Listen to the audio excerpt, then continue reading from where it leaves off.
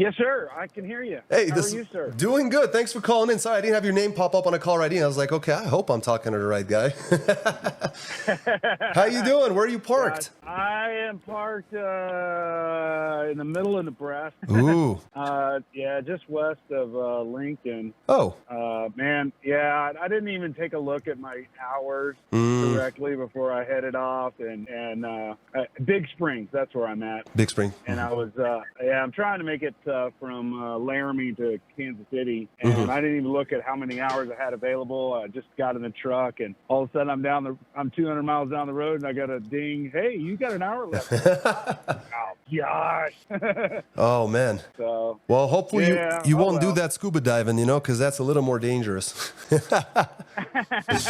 a little low on air. The plan is not this week, but next week diving. Yes. Wow. My customer in Dallas Fort Worth got some internal moves for them next week, and then they got their stuff down there in Miami the week after. Oh, that'll work out perfectly. That is the plan. Very cool. Oh man. yeah, Awesome. super duper. No, that's awesome. I told you about, we had another gentleman that was a diver, and that was his only thing that he said. He's, look, I'll work, and he's a great guy, worked real hard, stayed with us for a long time, but his initial stipulation was that, look, I have one hobby, I do one thing, I should not be bothered, I will be out for as long as I need. If you guys can work with that and you can live with me that way, we're going to make a good partnership. And a good partnership it was. And he was a diver as well. So definitely a very interesting, do we call it a sport, or what is it? Well, and because there's third parties listening and people getting into this new and whatnot, and even people that have been in it for a while, that's a great comment to make, is get yourself a good hobby, because in this business, you're going to sit in it, and you're going to be there for a while. Whatever the hobby is, if it's scuba diving, or if it's getting out and walking, running, or playing some golf or something, 100%. Have that a part of your regimen, because you're going to go crazy just driving all the time. Oh yeah. Oh yeah. And yet I want to pitch it back to you and say it's a complementing feature to partner my business with your business, because you guys are empathetic to those types of situations. That, if I want to seriously go diving and I want to go to San Diego, y'all will bend over backwards to try and find me the best load to get me down there. Not just, oh, well, here's some dollar amount. Y'all will do it in a smart way, and that's what I really do. Yeah, I really appreciate that, Andy. Yeah, definitely works real hard on that. He takes it really personal when a load falls off and things like that. So no, I definitely appreciate that. That's one of the things, I noticed. I was watching a lot of YouTube shorts, Instagram shorts, or whatever, reels, and I see a lot of trucking stuff there. And one of the popular videos is when the guy approaches and says, hey, how long have you been trucking? Is this your truck? How many miles you got? Stuff like that. And one of the questions he inevitably asks is, well, what do you do on your free time? And they're all confused. They're like, oh, well, we ain't got no free time. Well, do you have any hobbies? No, I ain't got no hobbies. So what do you do, for fun? And they're just dumbfounded. So yeah, I think that's, right. You got to do something outside of it, and trucking provides us the, wonderful opportunity to do so. We had a gentleman, he was a little bit older, with his wife. They had all paid off equipment and everything. They ran a very successful line of businesses, not in trucking, well, sort of in transportation. And eventually he gave up those businesses to his kids and opened up a trucking company. We got him going. And their whole goal was that, look, we'll make money, but have you guys send me wherever I want to go. We're going to park, we're going to explore the country. And then we're going to get in the truck and we're going to go to another area and we're going to explore the country. So they still made really good money because that was during a really good market, and he exited the market at the right time. So that worked out really well for them. And, I hope that, they continue their exploration of the country, if you will, their visits and everything. But I always thought that was really remarkable, Right. It's definitely really cool stuff. Well, Tex, I wanted to ask you, man, you're a good guy to ask. I mean, what would you say? Because one of the things that we run into consistently is, a lot of people get really downtrodden. They really feel bad, like, when you have one bad day, a second day, and God forbid a third bad day, how do you keep your wits about yourself? How do you keep your you kind of keep yourself in good standing, if you will? Well, that's an excellent question. And, for one, I kind of go back to get yourself a hobby. That does kind of help keep your sanity, because when I'm not driving or taking care of the truck, and I'll be reading something about diving, looking up the next places, and that kind of gets my mind off of the business of whatever is kind of going on. Now, additionally, I know there's a lot of faithful people out there, especially in the trucking business. And Especially on a so Sunday. Yeah. another thing that I do is I've got a reading every Saturday that we meet on Zoom. Cool. And we read from the Bible for about quite lengthy of a time, but it's a great time that we all sit down. I don't drive on that day. I dedicate it just to the Lord, and we kind of read that. So there's a spiritual aspect there too. How cool and is that? that? Kind of gets you through those bad times. Yeah. Yeah. I met a gentleman, over the phone in one of these types of conversations, and he actually did the exact same thing, and also on a Sunday. And they did it on a conference call with a whole bunch of people in it, but this was a few years ago before, Zoom was as popular as it is today. Right. So that makes perfect sense. On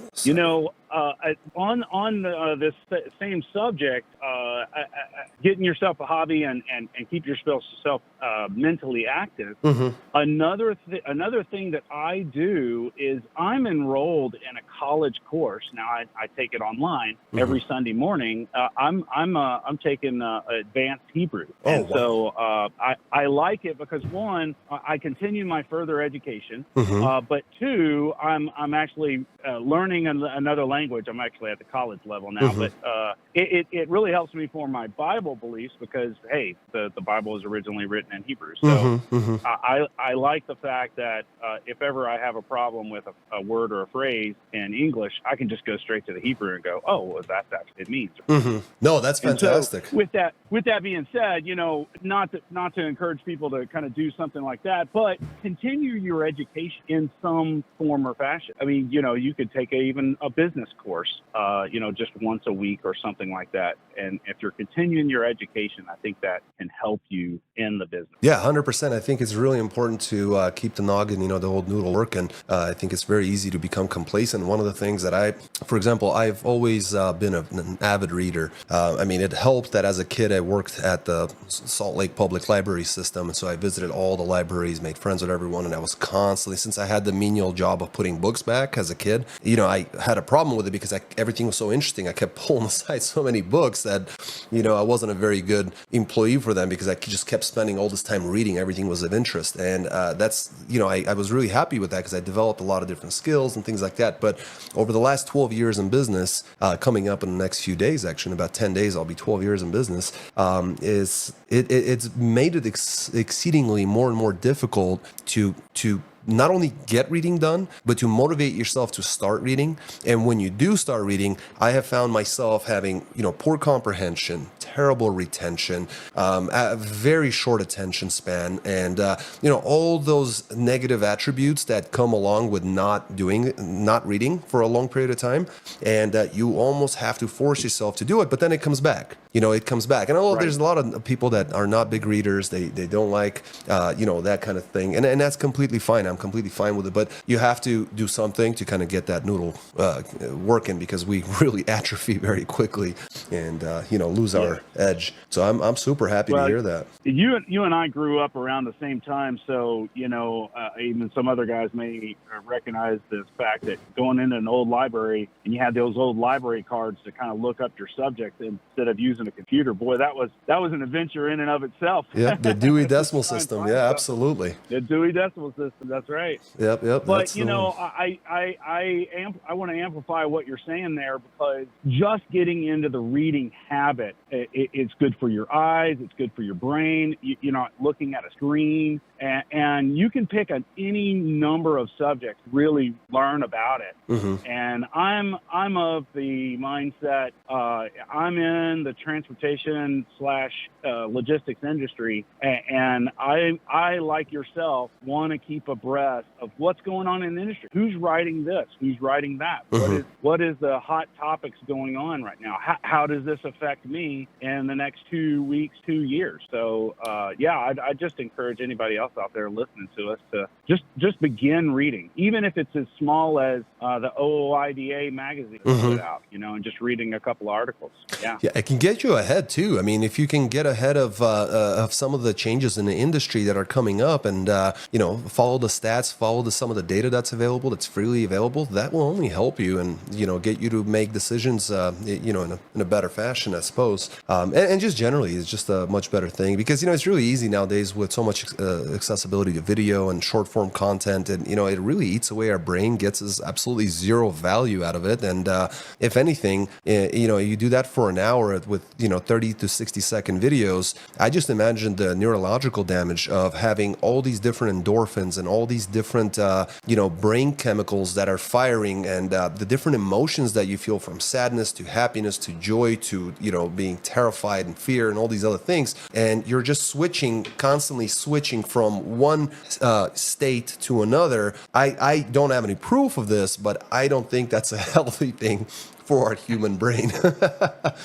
Right. But I'll go back to something before I called. You were talking about the upstream, midstream, and downstream operations there. And I'm familiar with what you were already talking about, those articles. But yet this is a nice feature of me staying abreast of this. And then I get to hear from a professional such as yourself that's also read this, and you kind of give another take. There's something that you had said that I thought was very interesting, how the upstream is picking up, and you said something very key that you immediately said that triggers in my mind flat. Yep. And I never thought of that trigger, but it made a lot of sense once you said it, because I said, well, yeah, a lot of your more raw materials go on a flatbed first, and then they transition into a van, and then they transition into that retail. So and just spelling that stuff out for yourself, what this means to me, and then but yet knowing this information and then talking with another person such as yourself, or even just watching the video, sure, and confirming in your own mind, yeah, okay, I trust this guy V, and he comes on the same conclusions I do, or maybe you came up with a different conclusion that I'd never thought of, and that's a great way to keep yourself smart. No, absolutely, we have to think for ourselves and stay out of the echo chamber. It's way too easy to jump into that, especially in today's world with all this crazy stuff going on in the world, all the politics and wars and all the stuff that's going on, and it's really easy to kind of pigeonhole ourselves with some of these concepts. No, absolutely. And I would be doing a disservice if I didn't ask you this other next question. I think you're the right guy to ask. I know you've worked fairly closely with Andy. He and I discuss your progress and work all the time, along with other customers, of course. But one of the things that he's always happy. He's never had a negative comment or something like that. Unless a load falls off and he's just upset about that happening. But that has nothing to do with you. So what would you say was one of the things that is seems like it's something has consistently helped you stay on a positive up and up with your dispatcher? Like, is there any tips you could give to other guys, whether they're dispatchers working with us or not? It doesn't matter. I mean, any tips you could give some of these carriers and owner operators in working better? Yes, sir. So I've been in this business almost 10 years now. I've had a number of dispatchers, really from the single mom or stay-at-home mom, if you will, who only has 4 or 5 trucks. Mainly that's what I dealt with in my past. And now I've obviously elevated to a service such as yours, which is by far better because, one, your business is focused on the business of transport. The stay-at-home moms, if you will, dispatchers that only have a few trucks, they're running their family during business hours. And so when you're trying to make those phone calls with them, and they go, oh, I'm picking up my kids at school, I'm not in front of the computer. Well, that's not business.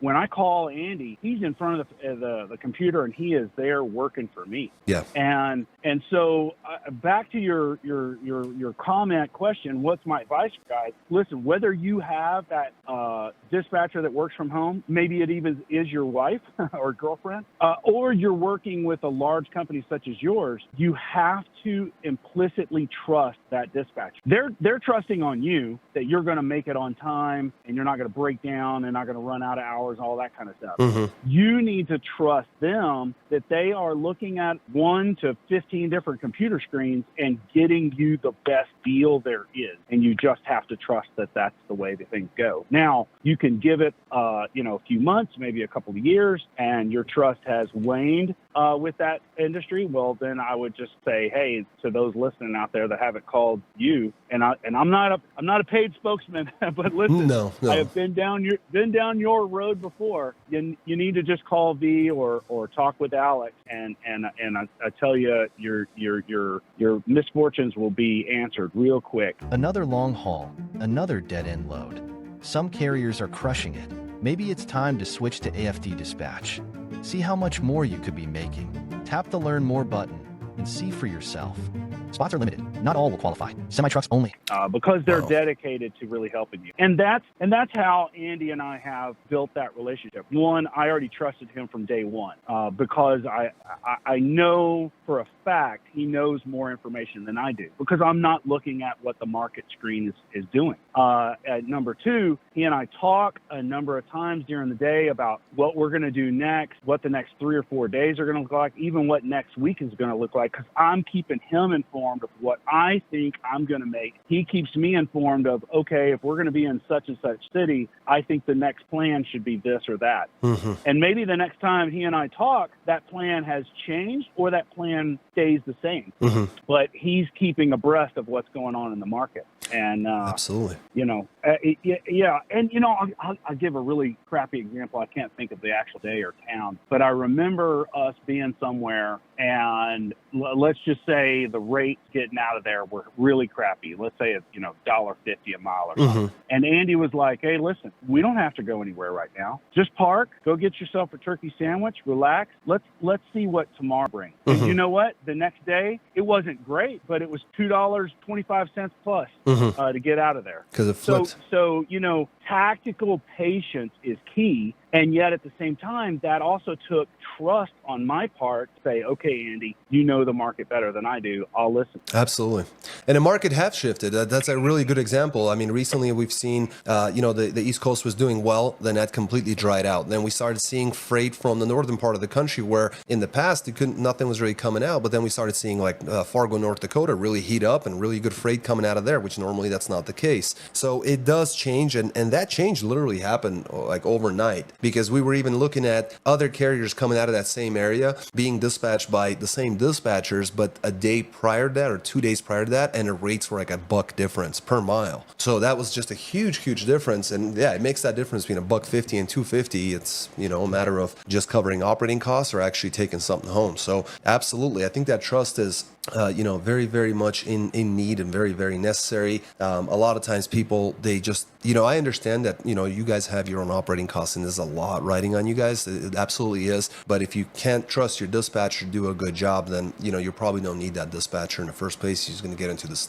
useless arguments and it's always going to seem like, well, they're not performing. So we do have that. That does happen quite a bit. So quite a bit in terms of people don't have the trust to basically do what they hired a dispatcher to do. So absolutely. Well, and with that being said, you have to, and I'm saying you mm-hmm. as the individual trucker, the owner of your company, you have to do your own due diligence, have to track your numbers every single day. Mm-hmm. At a minimum, you've got to put in how many miles you've done for that day, how many hours you've done for that day, and if you made a delivery, what that price was. Mm-hmm. And you've got to keep a little spreadsheet that's adding all this stuff up so you can know what your actual numbers are. Now, and then you got to put down every expense too, so mm-hmm. that you can understand, hey, listen, it actually cost me $1.30, let's just call it, mm-hmm. To go down the road. My cost is a little higher. I know my cost is $1.90 mm-hmm. a mile, quite a bit. Oh, yeah. Absolutely.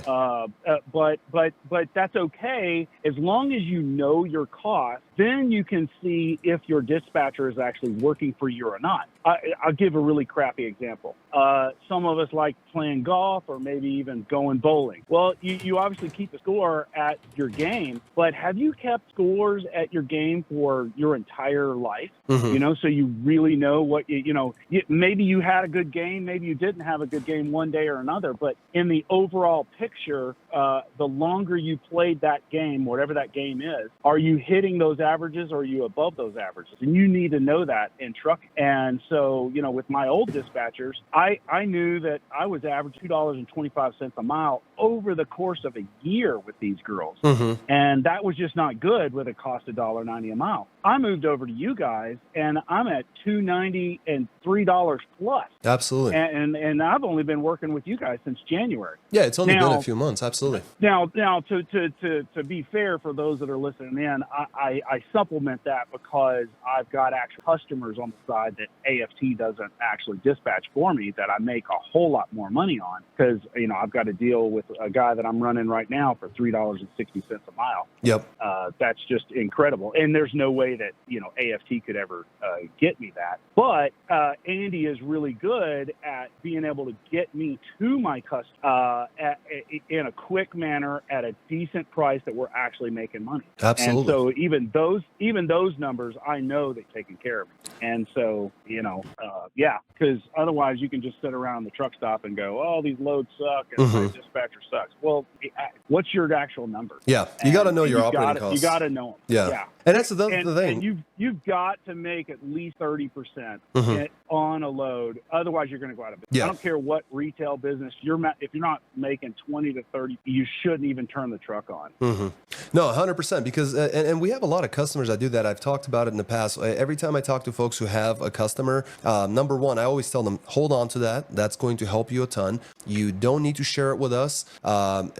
Jerome, so Tex does dry van. He's got a dry van. He just got a vented. And we do, if you're asking if we do flatbed, we do quite a bit of flatbed work. We have quite a bit of flatbed customers, but Tex, he does a dry van. And but we do have a lot of customers who have their own customers, and we always say, look, hold on to that. You don't need to share it with us. Just work with us in terms of scheduling, and we'll get you there. We'll get you from there. We'll make sure that we're working with your schedule.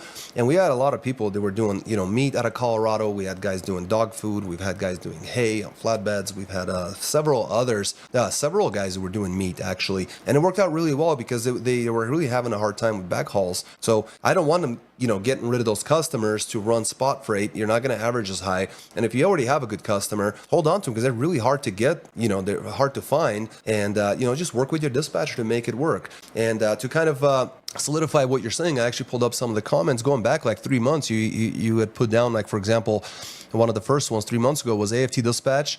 Dispatch me this week. We ran 8,200 at $4.37 per mile. Dry van, you had some comments. And then next week you said AFT got me 4,700 this week. Dry van work 340 per mile.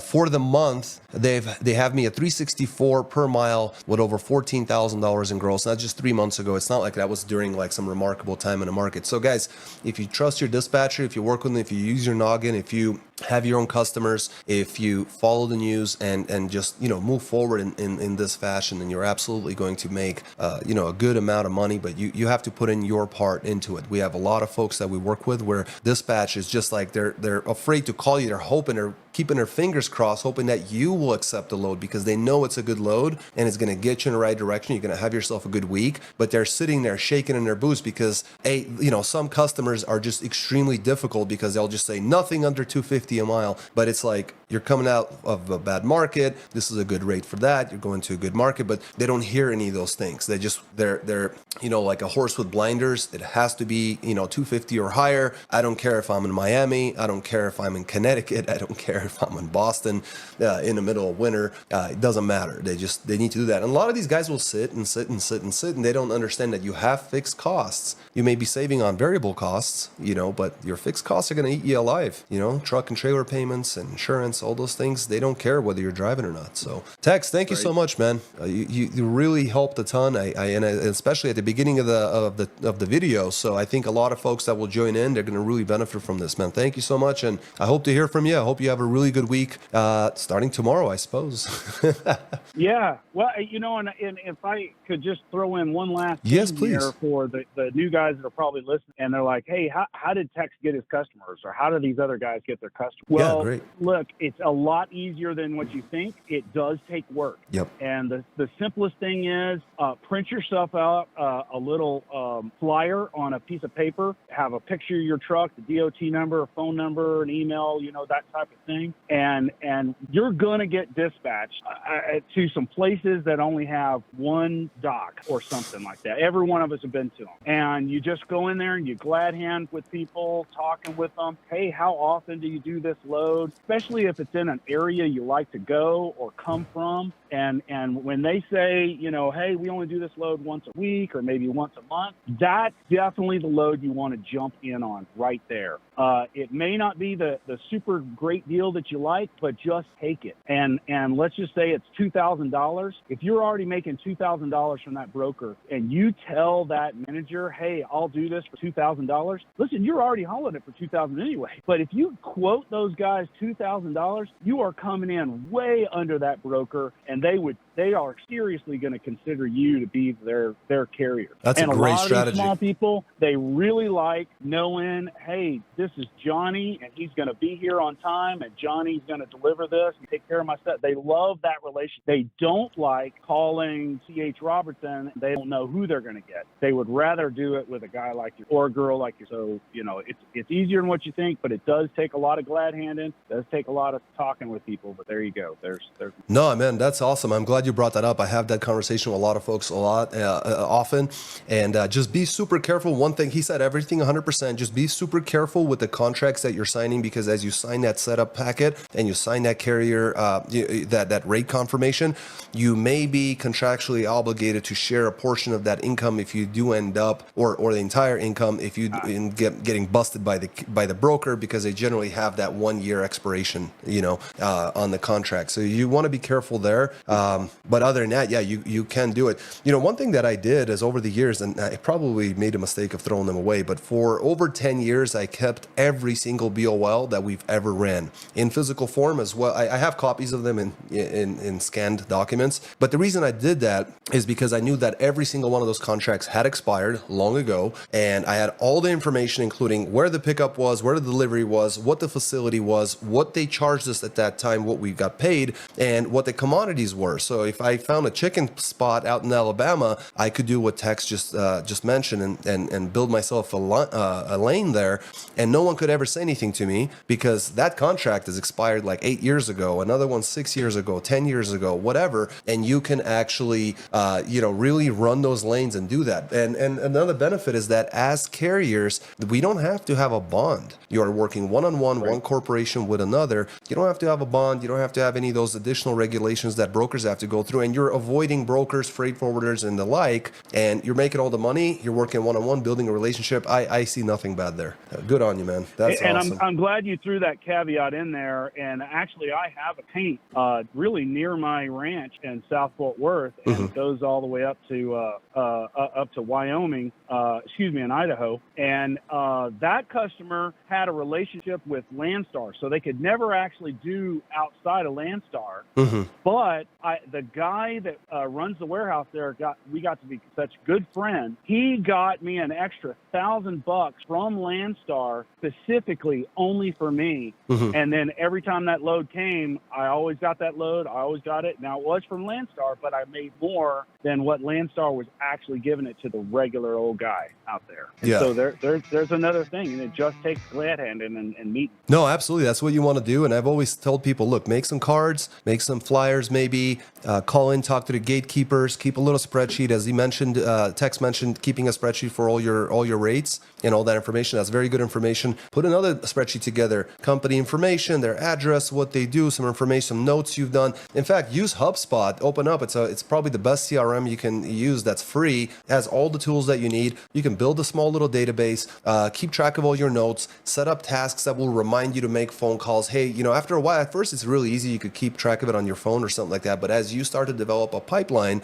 and they're in different stages of your contact, and you have different priorities with each individual. You might have contact information for the owner at one point, or maybe just the secretary, or you're getting in touch, or maybe you've sent a card, or maybe you've sent an email, or maybe you need to gather their email, or there are so many different things that you could be getting, and it's going to be really hard to keep track of it. Plus, it's going to help you a ton because you're going to leave notes after a phone call, and you're going to know that last time I talked to Bobby, and he was saying that there was an expectation of some freight coming in, or he was having a hard time with the carrier that he's working with, or he complained about something, or whatever might be the case. You can't remember all this stuff, but if you leave a note, they're going to definitely remember appreciate the fact that you have remembered. You don't have to tell them you're keeping track of all these things and keeping notes, but it's going to make you much more approachable and easier to work with when they're like, wow, this guy actually listened to me when we were on the phone, and that's going to help. Then since it's local, or maybe it's going to be, maybe it's not a local guy, but if it is, you can go shake some hands and find those customers that way.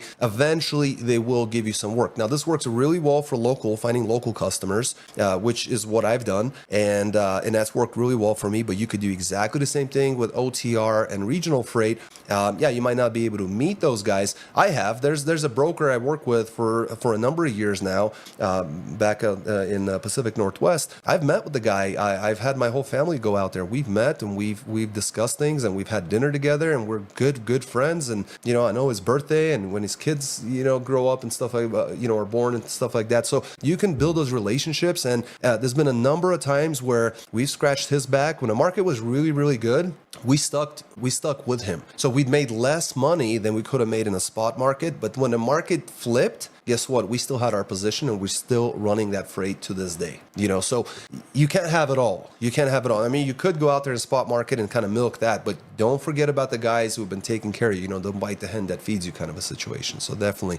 And thanks for responding, Jerome, there. Yeah, Jerome, we're definitely doing quite well, and Tex is doing quite well. And one of the things that he does is, again, he works very closely with dispatch. He's got his own customers. He's super easy to work with. The dispatchers love him. And, we're certainly hoping to get more customers like that. And hopefully Tex decides to expand and get some company drivers, at least on owner operators, whatever his decision is. So definitely keep at it, and you'll get there. Awesome, Tex. Thanks so much, man. I think I still have you on the line, right? You're still there? Yes, sir. I'm still here. Awesome. Yeah, I'm glad you're feeling better and doing the show, man. Thank you so much for doing this. I really appreciate it, man. Definitely. Well, what I'm going to do is thank you so much. We'll definitely catch you. Hopefully the guys will catch your call in the replay, and I'm going to get back to the LMI. We're going to kind of finish up with this part, and because I really do think there is some good news we have to be looking, and I really think, just like we've made videos in the past going into saying that April and May are going to start warming up, we are actually seeing this in the data, in the numbers that are coming in. So I'm really glad I don't have to backpedal and